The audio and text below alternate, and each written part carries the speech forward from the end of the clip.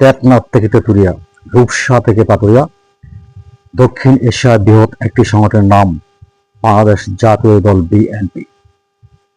উপস্থিত সম্মানিত কচুয়া থানা জাতীয় দলের সকল অঙ্গ সংগঠন নেতৃবৃন্দ, বক্তব্যের প্রারম্ভে আমার সালাম গ্রহণ করুন। আসসালামু আলাইকুম রহমতুল্লাহি ওয়া বারাকাতুহু।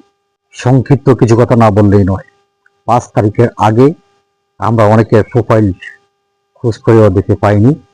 বাংলাদেশ জাতীয় দল বিএনপি অঙ্গ সংগঠনের কোনো লোগো, তাদের প্রোফাইল পিক নেই এবং পেজও নেই।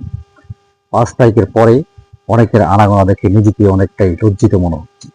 যাদের কখনো আমরা দলীয় কোনো সংগঠনে পাইনি, কোনো কমিটিতে পাইনি, কোনো কার্যক্রমে পাইনি, আজ তারা সাদা পাঞ্জাবি পরে দলের কিছু সিনিয়র নেতৃবৃন্দদের ছত্র ছায়ায় এরা ছুটে চলছে দুর্বার গতিতে।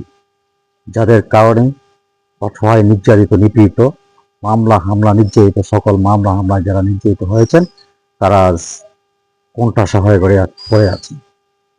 হাইব্রিড নেতাদের কারণে হারিয়ে যাচ্ছে পেগি নেতা কর্মীরা। তাই তো ব্যারিস্টার রমিন পাঠানা বলেছিলেন, দলের দুর্দিনে একমাত্র হাল ধরে থাকেন নিম্নবিত্ত পরিবার আর মধ্যবিত্ত পরিবারের সন্তানরা। আর সুদিনে চলে আছে কিছু সুশীল এবং সুবিধাবাদী এবং হাইব্রিড নেতাকর্মীরা, যাদেরকে একদিনের জন্য ওয়ার্ড কমিটিতে আমরা কখনো দেখিনি, তারা এখন কেন্দ্রীয় কমিটির কিছু কিছু জায়গায় পোস্ট পেয়েছে আমাদের কিছু নেতা কর্মীর কারণে। একটা সময় এরা আওয়ামী লীগের দালাল ছিল, আওয়ামী লীগের সাথে লিয়াজি করে চলত এবং আজ তারাই সবচেয়ে বেশি সুবিধা নেওয়ার জন্য পায়তারা করছে। আমি সাবধানতার সাথে অবলম্বন করছি, আপনাদেরকে সাবধান হয়ে যান, নয়তো তেগিরা যদি আবার মাঠে আসে তাহলে পালানোর জায়গা খুঁজে পাবেন না।